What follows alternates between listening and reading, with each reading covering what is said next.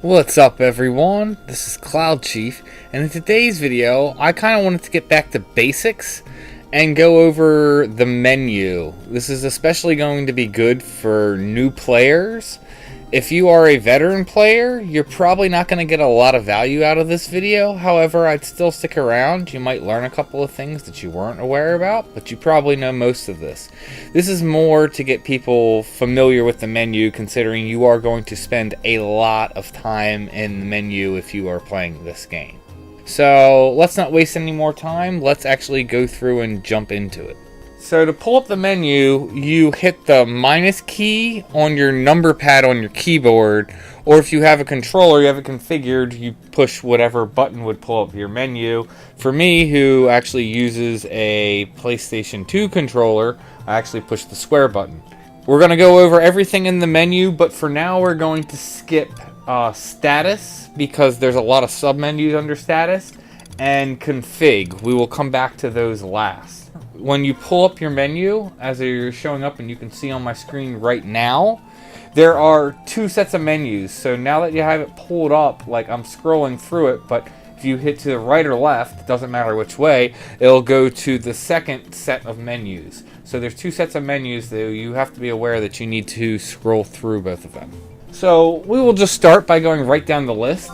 Equipment is pretty self-explanatory. This is literally your equipment menu. This is how you can equip and unequip items. I'm sure everyone's more familiar with this menu probably than anything else. It also shows you your guild, shows you your attributes and stats and level and everything. So you are going to spend a fair amount of time customizing your character in here in the equipment menu. Magic pulls up your full magic list. So if I go under white magic, that is all the white magic spells that I have. This is also where you would sort it. So if you're in here, you would just go ahead and hit the plus key on the number pad, and it'll pull you up on the menu on the right hand side where you can auto sort it, which means it'll sort all the spells in the way that SE wants it, or you can manually sort it where you can manually go around. I do recommend just auto sorting and getting used to the way SE does it, because I've seen problems with manual sorting where you log off and then you lose your manual sorting.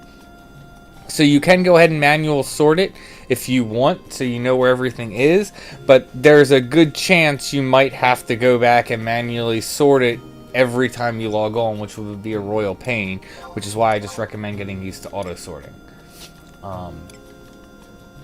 Same thing for all the other spells. So then there's white magic, black magic, songs, ninjutsu, summoning, blue magic, geomancy, and trust. So just to be aware, again, since this is more of a new player's guide, every single one of these things, except for blue magic, you acquire through a scroll that you either like get off of enemies or completing BCNMs, or you can just purchase them from NPCs or off the auction house. Blue magic is the only thing in here that you don't acquire through a scroll to some capacity. Trusts, you acquire some stuff through quests and not necessarily through a scroll, but you also do acquire trust through scrolls where you have to take them to an NPC. Although with trusts, you do take the scroll to an NPC and then you learn that trust, as opposed to every other thing on here besides blue magic. You just get the scroll as long as you are the level for whatever job. You just pop the scroll and then the scroll disappears and now you know the spell. So blue magic is the only exception to that, where blue magic you actually have to see a mob, do the TP move, defeat the mob, and then you have a chance of learning the TP move if your blue magic skill is high enough. Long explanation, but feel I should have gone through all that so that way new players are aware about all the different magic. And again, you can go in here including trust, see the full list, and then you can even sort it, which makes it much easier to kind of sort through your spell list. Moving on, items. This is all the items that you are keeping just as your items in your loose bag. While you do have like gobby bags and your mog sack and everything else, you access all of that in a different menu. But this is just your particular items. This is also where you would go in if you wanted to use an item. Like if I wanted to use a remedy to cure a status effect, I would go in here and like I can just click to to use it. I don't want to use it though, because it would be a waste. But that's how you would use it. Going back to scrolls, like right now I have this Fire 5 scroll. I'm sure I already have it, plus I'm on Warrior. This is you can see Black Mage and Scholar spell. So, yeah, and it says I already learned it anyway, but all you would do is pop it to learn the spell. Just going back. Synthesis, this is actually used to craft. Essentially, all types of crafting, you're going to use synthesis, which require crystals. So, they just made this menu so you can come in here, and then I would click which crystal I want to use, and then click which item I want to do for whatever synth. You put in everything for your recipe, click OK, and then you would actually start the synthesis. History actually has a little list of recent synthesis that I've done, so you can actually go into your history and just click that you want to synth something. If you want to mass synth something over and over and over again, you can just go into your history and do it. And there's even a text command that I'm going to be going over in another video, where you can literally just keep doing last synth. So you can make a macro, so you can just hit one macro button, and then you wouldn't have to do any actions, and your character would keep synthing for probably over 30 seconds, which is pretty cool. Moving on, abilities. This is all the abilities that your character is currently capable of doing. Job traits are all passive abilities. There's nothing you do with this. This is all just passive abilities that happen. So like damage limit means, it says right there, grants a bonus to maximum physical damage. Attack bonus, meaning I get more attack, etc., etc. Every job has different job traits. But again, all these things are passive and they just kind of happen. So, job abilities, these are all actions of things that I can do. So, like Berserk, I can pop Berserk. This will up my attack and lower my defense. Go back in and we can see I can do it again in basically 5 minutes. Well, actually basically 4 minutes because of job merit points that I have in the ability. But you can see up here, it's going to wear off. It's basically 3 minutes is the duration. But yeah, so you can come in here, and this is all the job abilities that you have for both your main job and your sub job. And these are all abilities for things that you can do. Some require actions on like a monster or something, but that's all your job abilities. Weapon skills, these are all essentially attacks you can do with said weapon. Basically, you need at least 1,000 TP to be able to do a weapon skill. Once you have it, you can just do said weapon skill, and it does damage to the mob, typically with other effects. And typically, you want to gear towards a weapon skill, so it's going to be doing more damage. But that could be a whole video in and of itself. But this is where you access your weapon skills. Range attack, there's no submenu for this. This literally means if I click this, I would do a range attack if I had a range weapon equipped. So range attack is just in there, but it's easier just to do a text command with that. But like I said, we'll get into that in another video when we talk about text commands. Mounts, these are all the mounts that you have earned on your character. This is essentially like riding a chocobo, but you can summon it whenever you want. There are different ways to acquire mounts. A lot of them you can get just from login points. You get them, take them back to the NPC that you learn mounts from, and it'll just add to your list. There's no real difference except for cosmetic in what a mount does. They all do the same thing, it just looks different what you're riding. And then pet commands. This would be commands that you would do for a pet. I'm not on a pet job, so that's why currently there's no abilities available. But you can go in here and access what your pet can do, and that's really best for like Beast and Summoner. Moving on through the list. So party, this is all the party functions that you can do.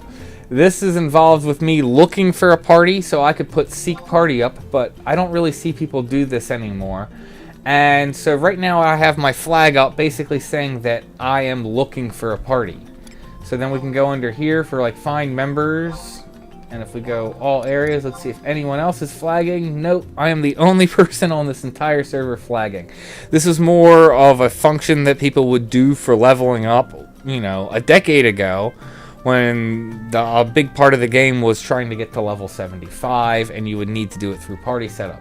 This isn't really done anymore, so I'm just going to go back to play solo. But find members, you can go in there, and then I can click search results, because I can then narrow in on the results. But again, this is looking for people who have their flag up.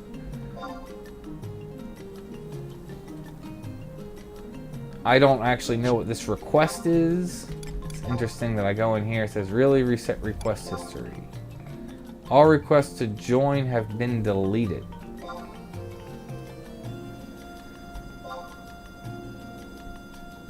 And it has a star next to it. I will have to do research on what this request is. I'm guessing, was it enter request acceptance mode? I think I heard about this where like you can put this up and you can actually get for multiple invites. But again, no one really uses this function anymore. So I'm just going after it. But I guess it's like I can put up for requests and then I can view all the requests, I guess, that come in. Yeah, display players currently requesting to join. Actually, this looks like this is more for if you want people to try and join your party. Now they can request and then I can view the requests. Interesting function. I've never used it. It's not really needed. But make yourself available for automatic party formations. I guess this puts up my flag. And I think if someone sends an invite, I automatically join. I don't even need to be present. I have seen that function. Languages, this just changes what language, I am. So it's like I can have that in the search so someone can see, oh, I'm an English-speaking person, so they might be more likely to invite me as opposed to someone else who's a different language where communication might be slightly more of an issue. And then alarm type.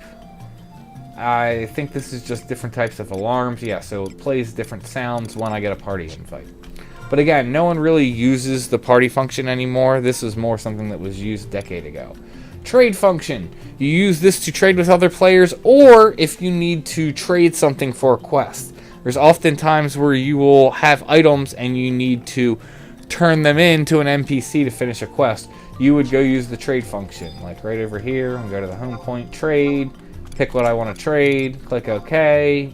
Nothing's going to happen because, there's no reason for me to trade to this home point. But something to be aware of, because you definitely use trade a decent amount. Search. This basically is just search functionality to search the server for particular players. Like if I go in here and I just click all areas, it will tell me there are currently 465 players on the server logged in. And it gives me all their names. I can then break it down further if I want by going by specific job, or what country they're from, or race, level, etc. So basically this is just functionality to help you find people that are on the server. And you can find anyone by name. Whatever their character name is, you can just do, a search function and to be able to find them. If they are online, it will display. Doesn't matter if they set their status to invisible or they set their character to anonymous. Their player will still show up in a search if they are logged into the server and you do a search for their name. So that is the search function. Link shell function. Link shells, for anyone who isn't aware, is essentially like a guild. Basically, it's an item that you give, and basically I would give someone else a pearl to my link shell, and basically once they equip it, I am in their group, and I can talk to anyone else who is in that link shell or in that group. So it's a great way to communicate and stay connected with, whatever group or kind of guild that you're in. It used to be so you could only have one link shell, but now you can actually have 2 link shells equipped. You can actually have as many link shells as you want, but only 2 equipped, so you can talk 2 at a time. But you can always equip whichever ones you want. So I could have 5 link shells, have 2 equipped, and then be like, not much is happening in this group, I'm going to switch my second link shell to this other group, and then talk to them. So you're welcome to have as many link shells as you want. But you're only two equipped at a time, and you can only talk to, 2 link shells at any given time. Region info. This is actually quite important. This actually shows the regions depending on expansions. This shows like the whole area. This is the main area Vanadil that is in the original. It's great for showing how the areas are laid out. And this is, if you are a new player, this is a huge recommendation for kind of knowing where to go.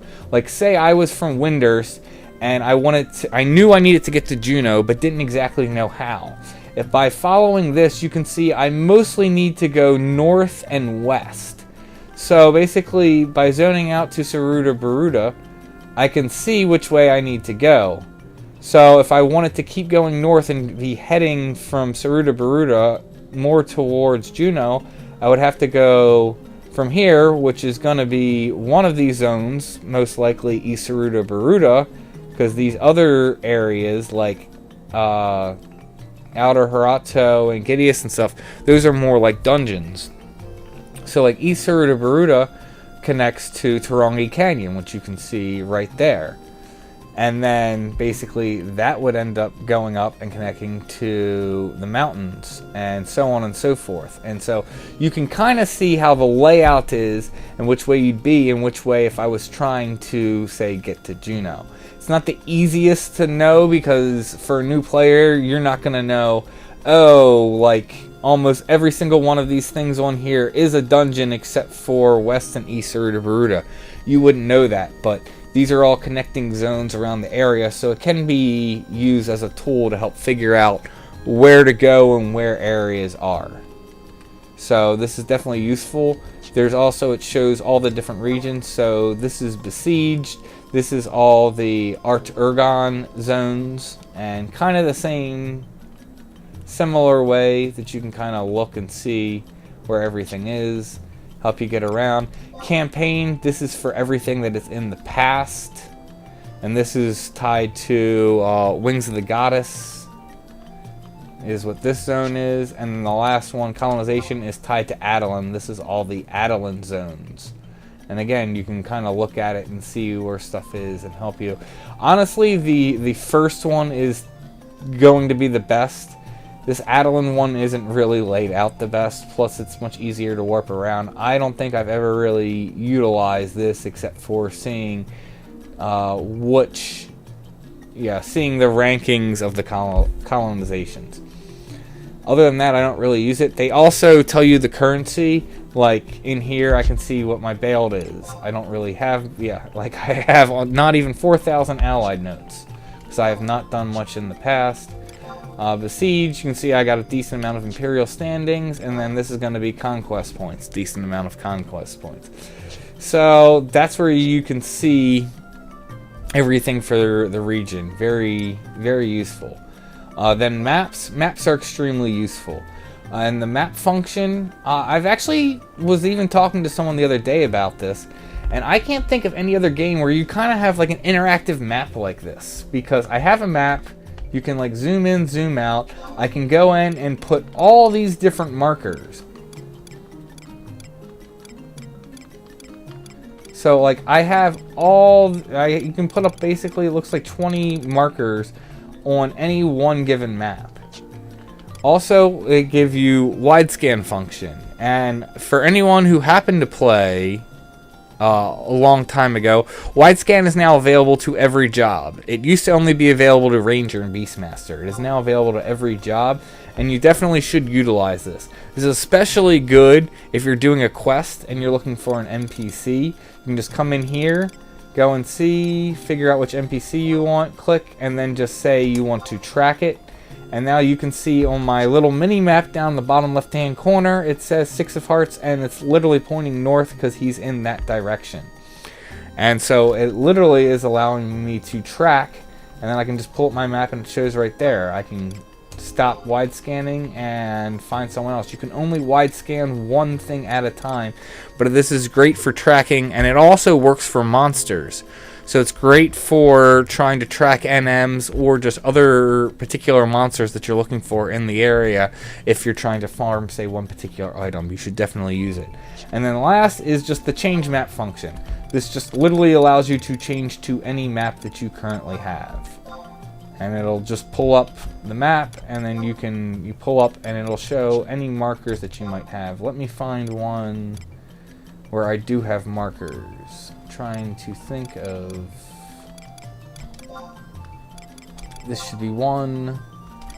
So then markers, yep. So, and then those are where you can spawn Vosa, which is a Unity NM that I have marked.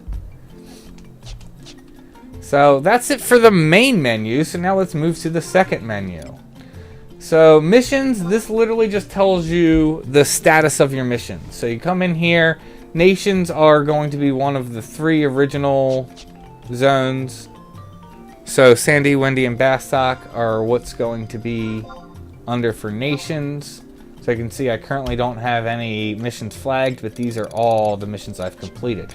Works the same way for all the other ones, they're just by expansion. So then Zillerts are for Zillert missions, Promethea is for COP, Arch-Ergon is for all the Whitegate stuff, Atlanta is for Wings of the Goddess, Adeline is for Adeline stuff, and then the add-ons are all the mini expansions. So like Rhapsody Mission, and then all the mini expansions that were added.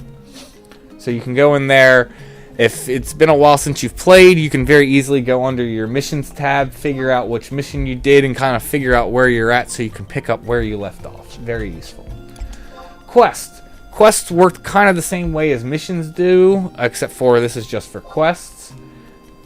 And you just go under here and look. So I can see for what areas I have any quests, and those are all current quests, and then I can also see my completed quests, so you can check that. But now they also have this thing called Records of Eminence, which is where you can earn points from doing all these kind of mini quests. And basically current just shows all the Records of Eminence quests I currently have equipped. And then objective list is all of the lists. So this is literally the list for everything I can equip. You can see all this under basics I have completed. But if we go under like quests here, like these actually are cleared. But like I haven't done monk artifacts, so that's not going to be cleared. And so it has all the different just quests to do, and you actually gain experience points, sparks, and Unity accolades, which are all used for, you know, quite a few different things. Unity accolades are used basically so you can pop Unity NMs. You can also use them to buy the material that the Unity NM drops that you would need 50 of to upgrade a Unity weapon or something. You have to get the weapon or armor from the Unity NM, and then you can upgrade it, but that costs points. And then sparks are used for all kinds of points for purchasing gear and stuff, but I'll go into that more in another video. So then key items. These are all the key items that you have obtained, and it's sorted by, as you can see, all different categories. So temporary items, these are all key items that you will not hold on to. Temporary key items are, you're going to lose this key item one way or another from doing something. A lot of times these key items are used to access some type of content, and if you don't have the key item, you have to do something to gain access to it, and then after you enter it, you're going to lose it. Like perfect example are these beads. These are for Omen. To go and do the final Omen boss, you need to have a bead for every other Omen boss, and then when you go enter to go fight OU, which is the final Omen boss, you are going to lose all the other beads, and you would need all the beads to access it, but only one member needs to have it, just as an example. Permanent key items, these are key items that you will always keep, and so these are always permanent. You can always go in here to reference it. Abyssea, this is all Abyssea key items. Void Watch key items, and so on and so forth. It just goes over all the key items that you have for whatever said event. View house. This is what I was talking about earlier when I was talking about items.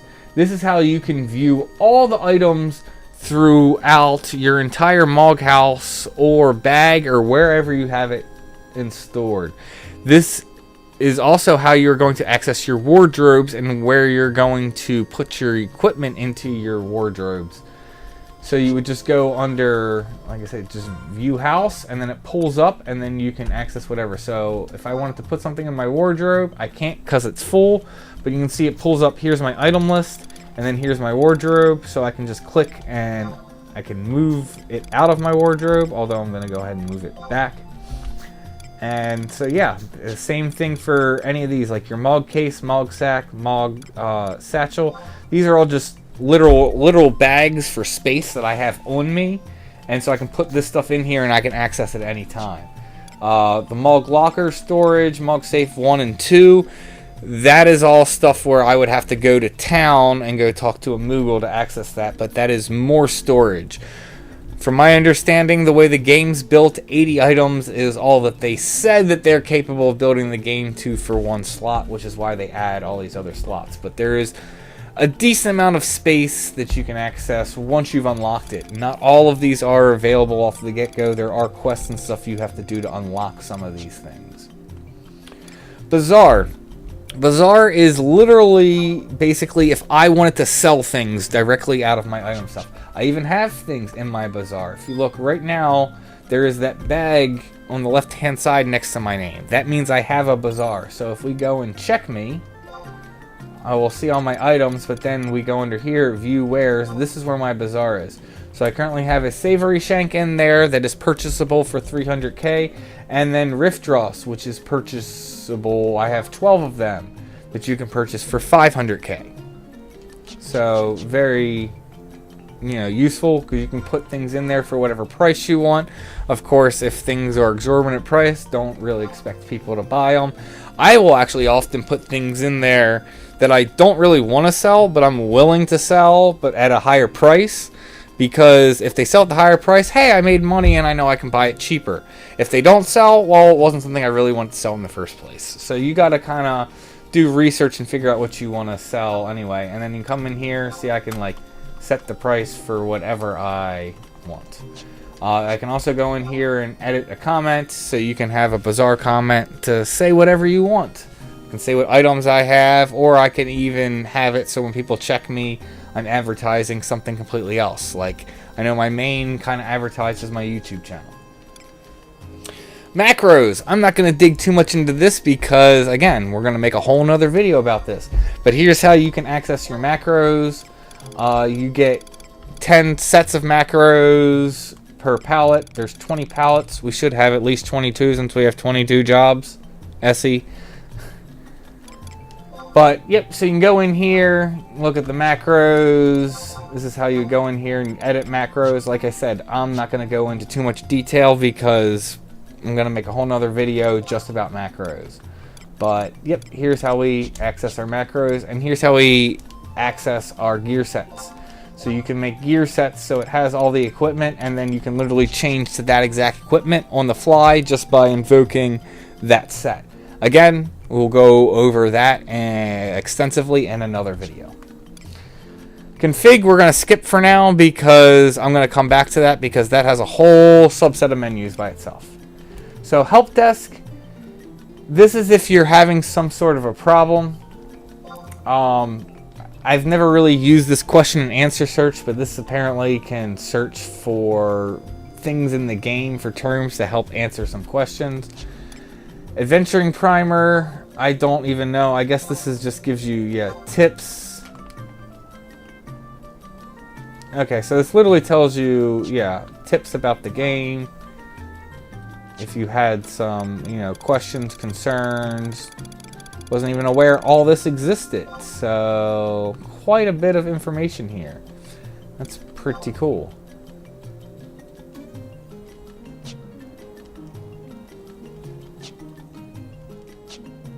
So that was under Adventuring Primer. Mentor search means you can activate what's called a mentor.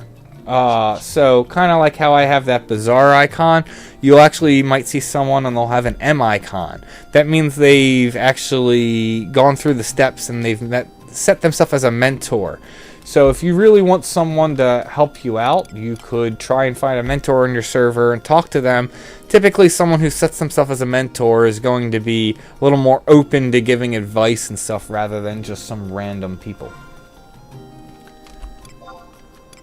Help desk. This is if you need to contact the help desk if you're having some type of issues. So, like, here's how you can basically call on a GM if you feel that someone has violated the Play Online user agreement. Don't use this for bots and RMT. There is an external resource you should go to. If you want to report bots or RMT to that degree, basically just go to a Google search for FFXI Special Task Force, and the first link there should take you to a website, and then you can go and fill out whatever information you need to for the task force to handle taking care of RMT and bots. So don't waste your time in here doing that. Do that with the task force. But yes, this is how you would access a GM to help you. So if you somehow fell through the floor and you're stuck and you can't go anywhere, you can call a GM. They'll come and like warp you or something.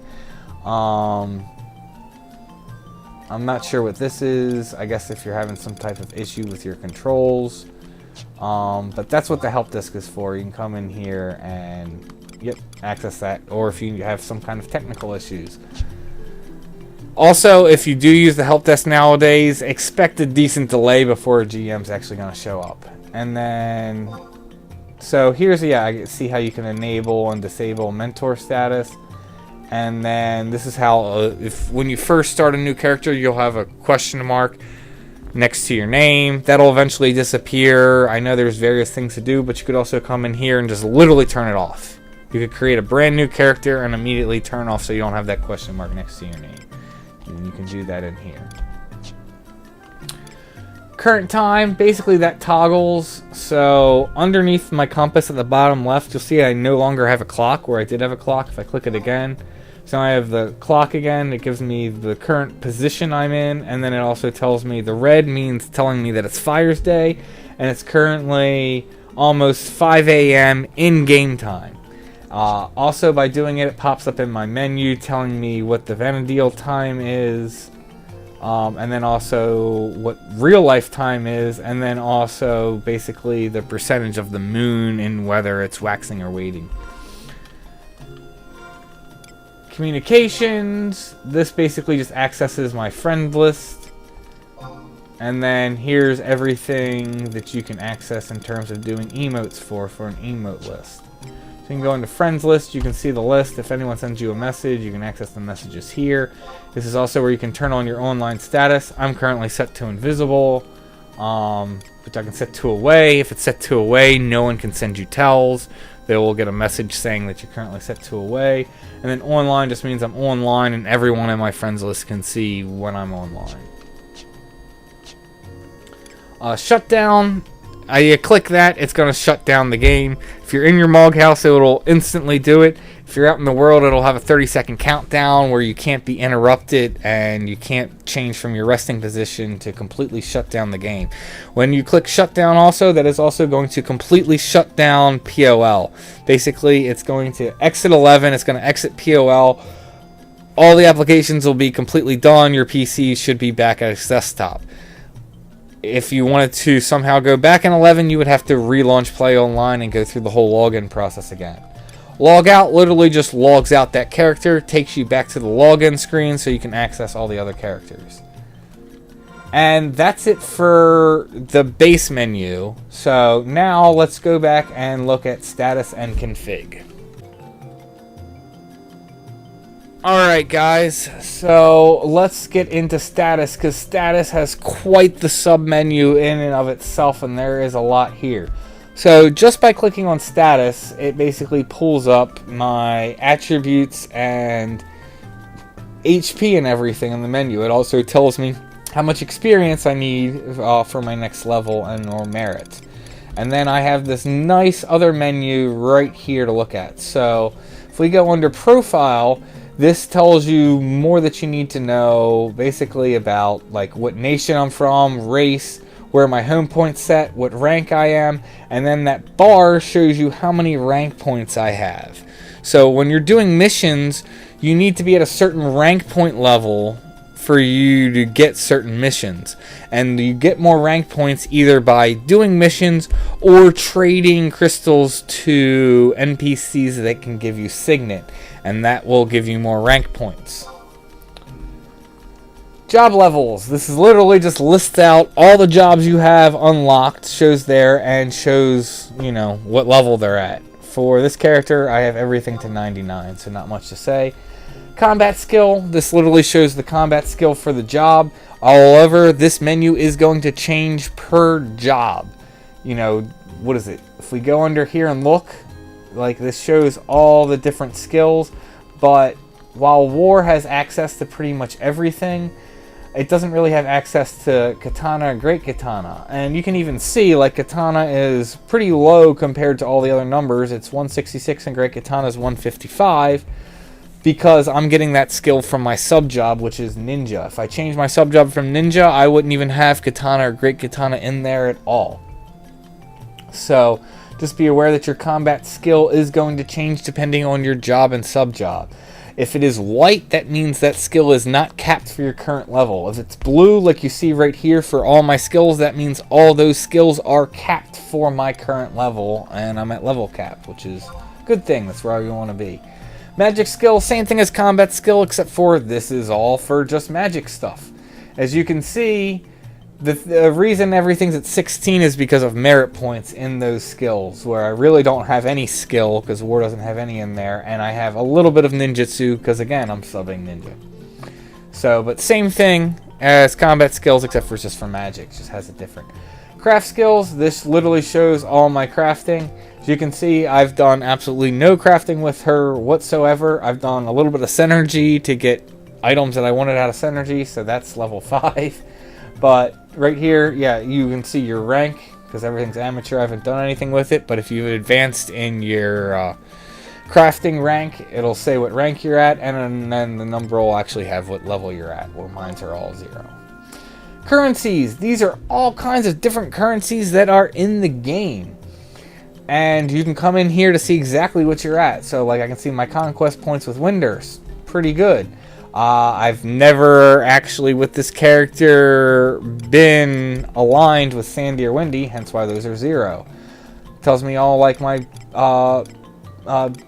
Beastman seals and Kindred seals and etc. So, I could go on and on, but essentially currencies 1 and 2 show you all your different points and what you have stored on NPCs and different things.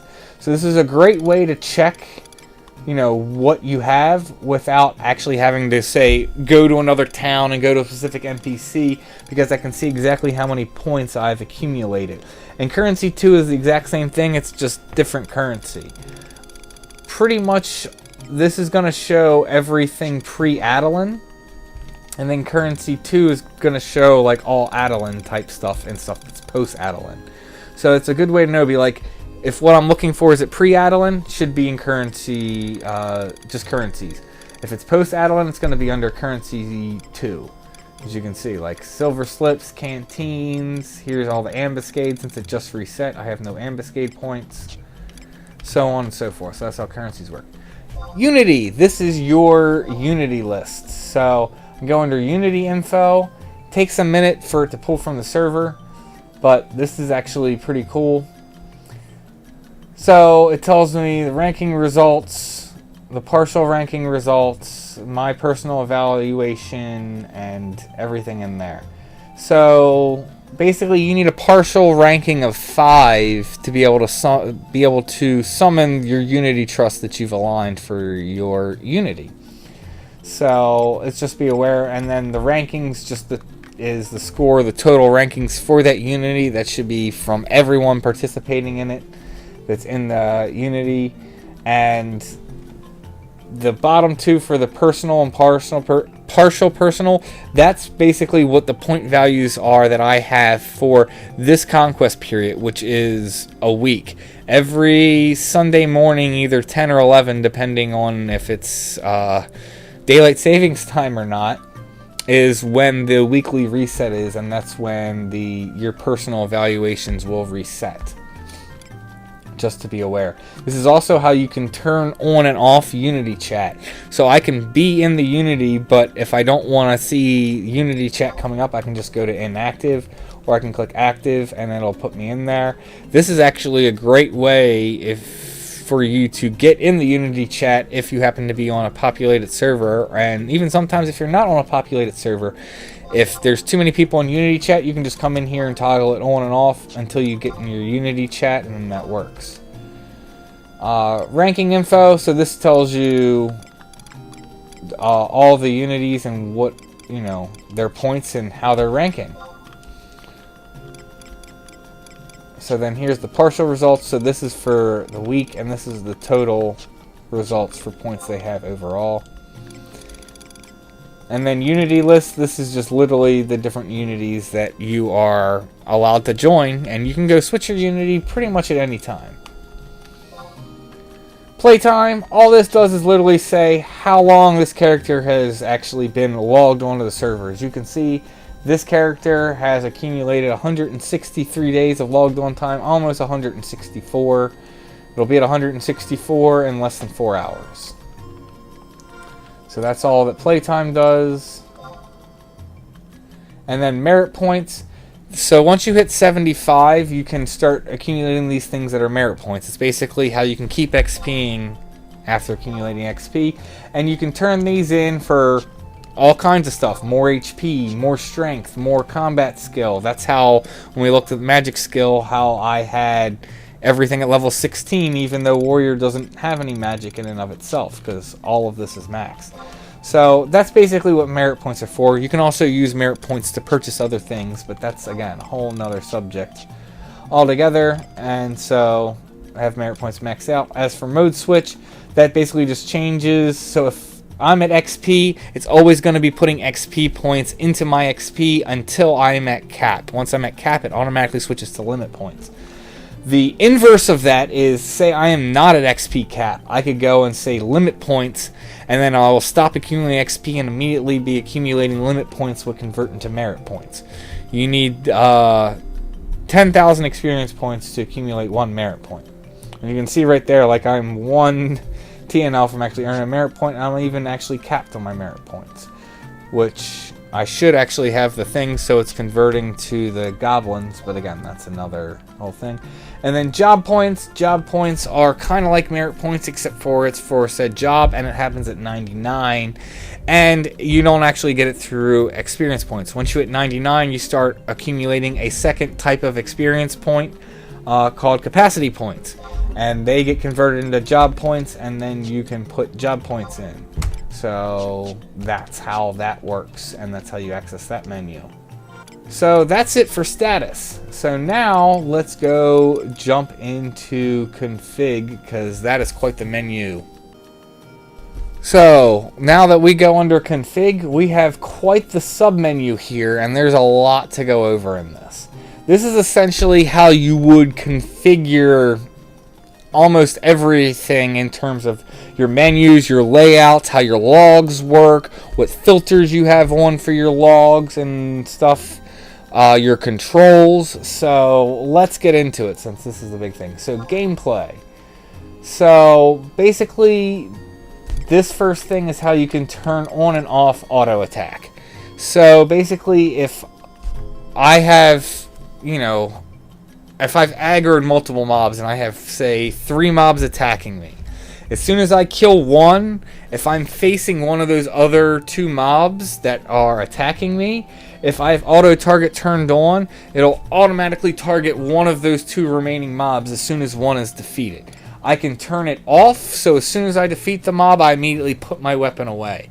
There is good reason to use both of these and actually use this. There's definitely times when I want to make sure I am targeting a specific mob that, say, a party leader in my group is focusing on, and so I want to have this off, so I'm always making sure that I'm on the mob that guy is on.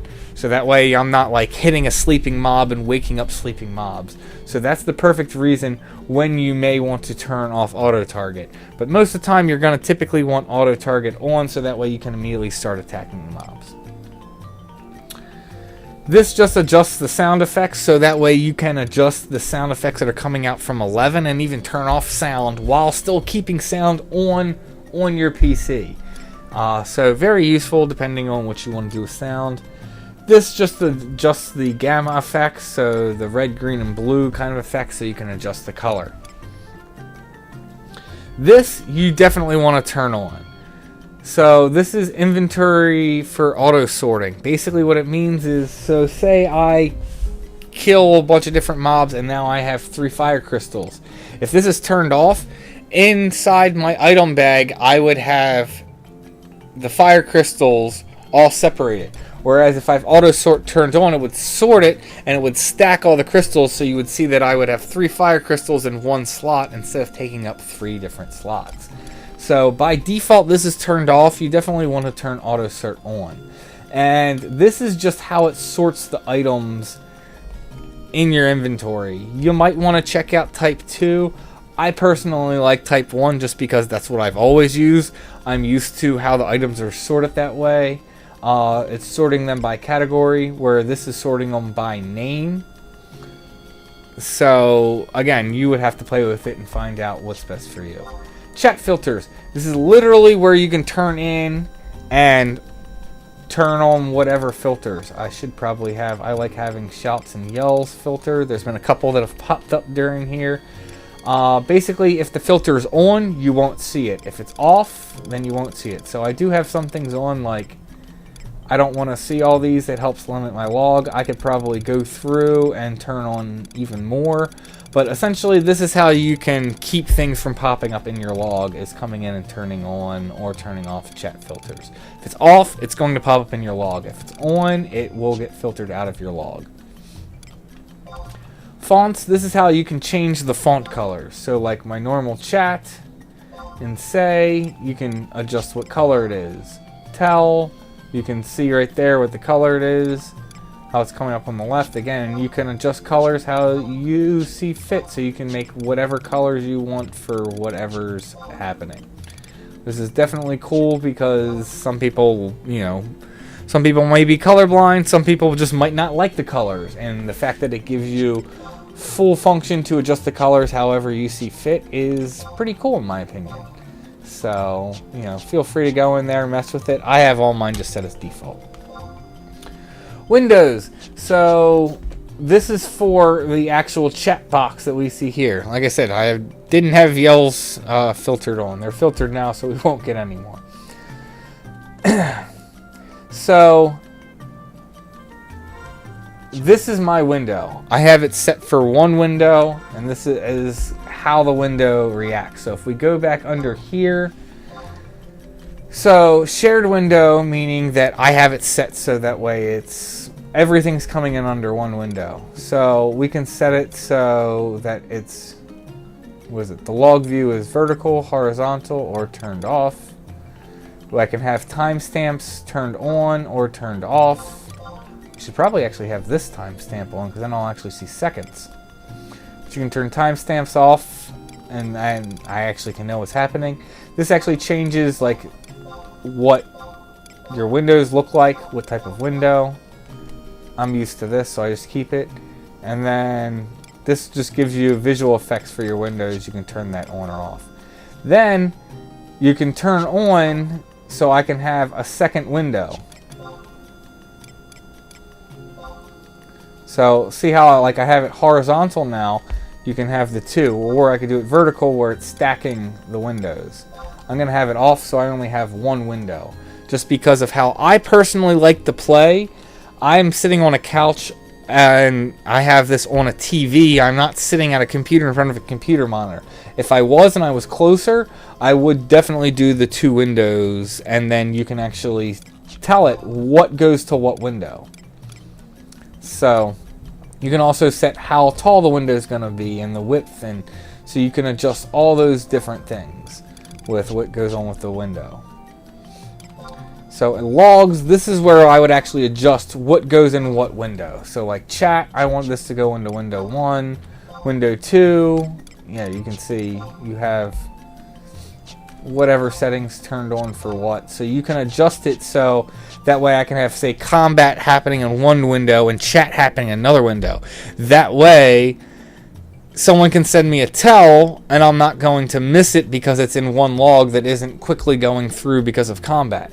So that is one of the cool things about the dual windows and having that function.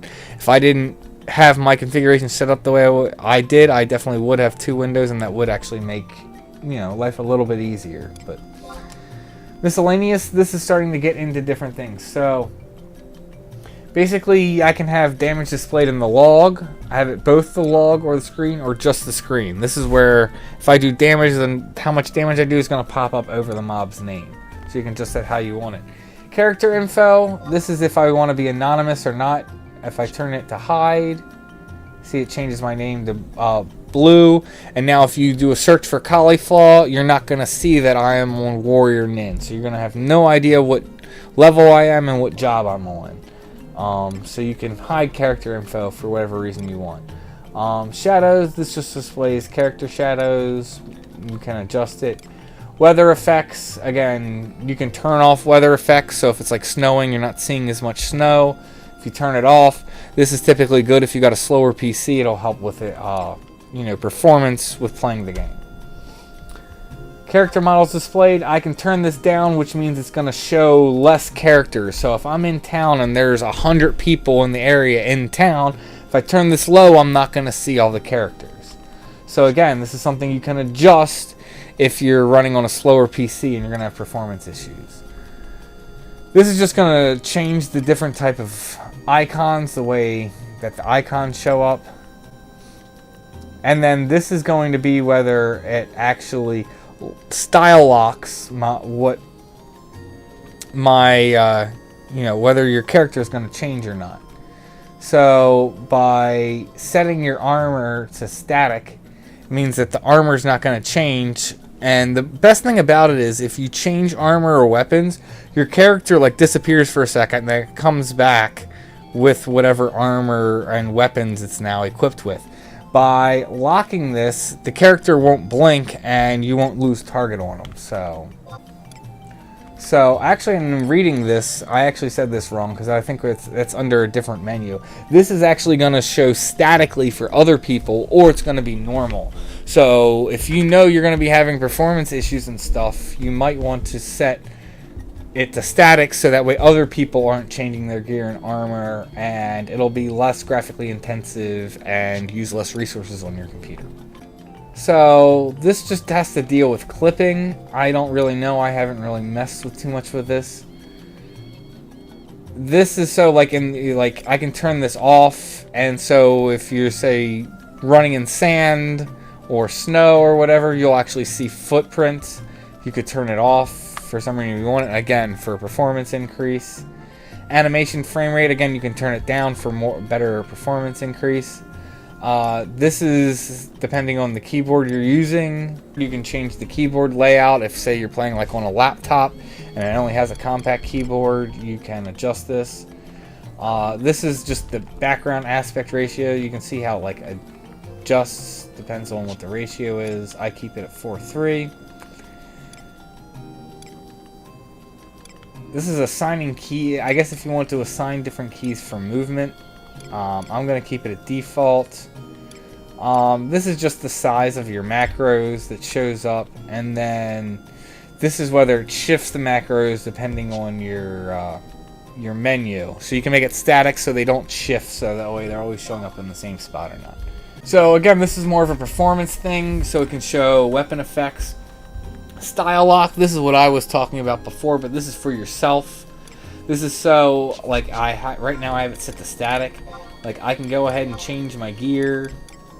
If you can even see, this gear that I'm wearing isn't even what I'm displayed. So if I actually go in here and turn style lock to normal, it's going to change me, yeah, to all. Now this is the gear that I'm actually wearing. And if I change any gear, it's going to change the display of it. So like that.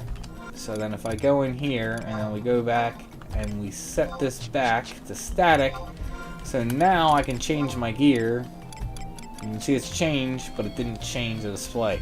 This is definitely useful, and you should ideally have this on, especially if you're like a melee or a tank, because if you're changing gear and you're literally blinking, or your character like disappears and then reappears, we call that blinking, your healer is going to get very frustrated with you, because if they're trying to target you, if you need a heal and they can't target you because you're constantly blinking and changing gear, it can be very frustrating for a healer.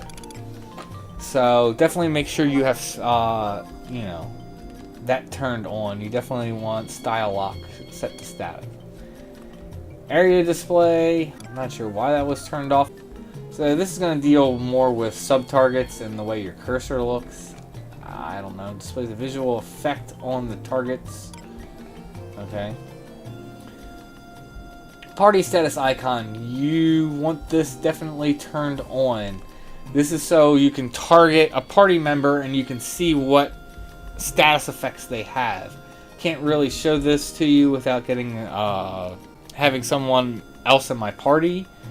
But you definitely want this, because that way you can see if they have pro, if they have shell, if they have, especially for a healer. Like if you can see if they have paralyzed, you can just target them and then see the status effect and then know, okay, I need to, you know, get paralyzed off of them or silence, whatever. So this is definitely something that you want turned on. And then timers, this is again something that you want turned on. Like right here, it says 2H, meaning I have 2+ hours left on Signet until it's going to wear off. So if I turn this off, you can see now I have no clue when the buff's going to wear off. So it's definitely good to know when your buffs are going to wear off, so you definitely want that turned on. Software keyboard, this is if you wanted to somehow, you didn't have a hard keyboard and you're going to use a soft keyboard. I don't know what this looks like. I've never used this function, so yeah. Effects, this is to just different effects and how things happen. Basically, if you have a powerful PC, you don't need this. You can leave everything off, so that way you're getting all the effects and animations. If you're experiencing tremendous lag and performance drop, you can go in here and turn on effects that will increase the performance of your PC, so that way you're seeing less like screen shaking and other things that are happening, like attacks and stuff that's happening with the monsters and stuff. You'll just get it in the log. So pretty much use this if you need to improve the performance of your computer.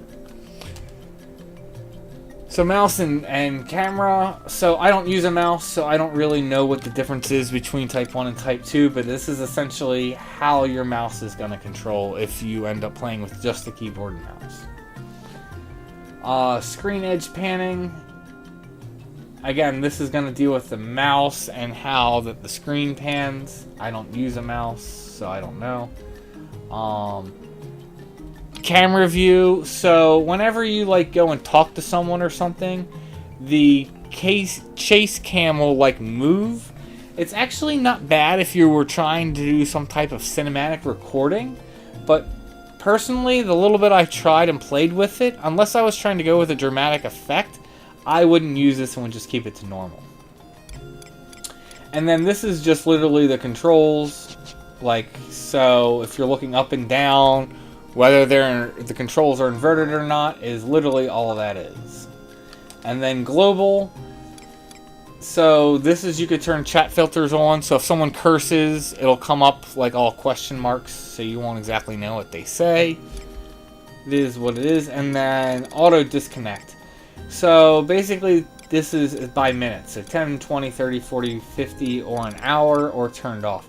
So basically, if you are idle and have no input on your controller, mouse, or keyboard for whatever set time is, your character will automatically log off after that much time is expired. I really don't see the point in this unless, I don't know, you were really worried about logged in time for some reason, which I don't see the point. But if for some reason you only want your character logged in for 20 minutes, and then automatically log off if you didn't do anything. You can set it to there, and then your character will log for 20 minutes. I like to leave it off just permanently, especially if I want to like bazaar overnight. That way my character's not sitting there for 20 minutes and then disappears, and then no one can buy items out of my bazaar. And that about sums up everything that there is in the menu. As you can see, it's quite extensive. I am aware that this menu is quite archaic. Actually, it was quite archaic when the game was first released. So being well over a decade later, it just really hasn't aged well.